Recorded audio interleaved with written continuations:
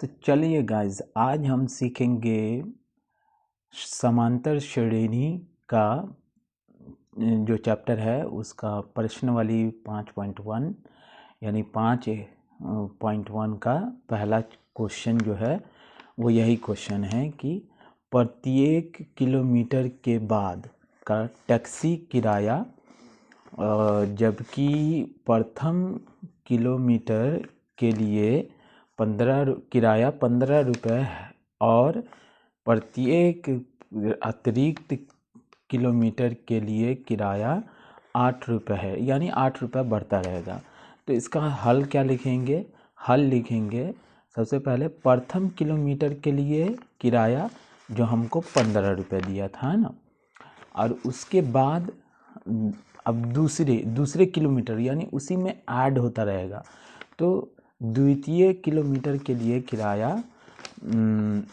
यानी पद A2 हमको मिलेगा 15 + 8।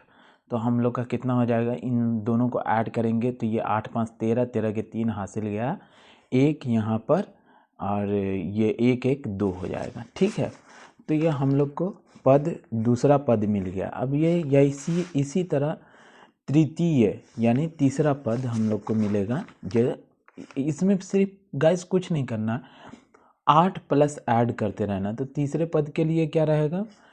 तृतीय पद के लिए तृतीय किलोमीटर के लिए किराया जो रहेगा 23 + 8, यानी पहले वाले को और पहला वाला पद और उसके बाद 8 मिला देंगे तो वो हम लोग का क्या बन जाएगा?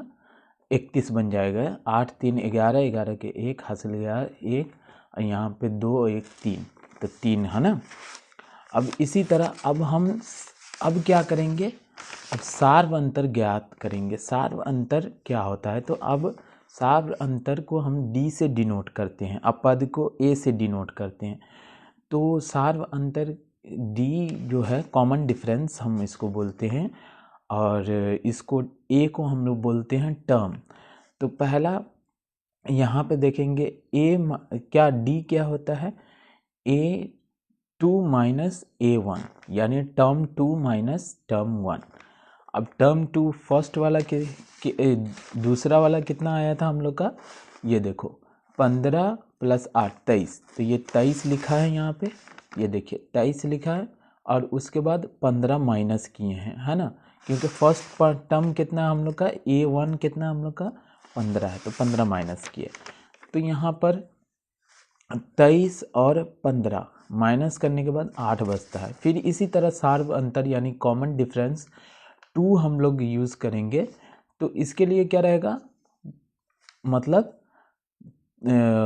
आखिरी पद को पहले पद से घटाना है। तो पद 3 और पद 2 दोनों को हम लोग घटाएंगे, यानी टर्म 3 और टर्म 4। तो हम लोग का टर्म 3 क्या मिला था? ये मिला था 31।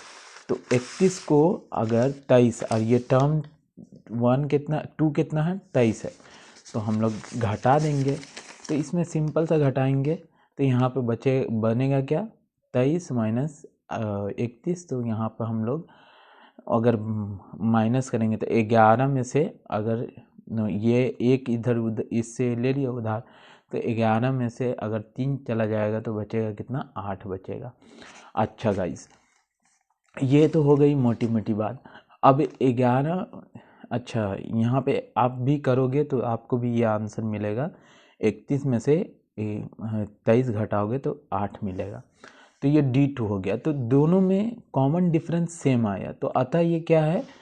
ये हो जाएगा, ये AP में है। अच्छा, उसके बाद बोला है कि क्यों है? क्योंकि इसके सार्व अंतर समान है।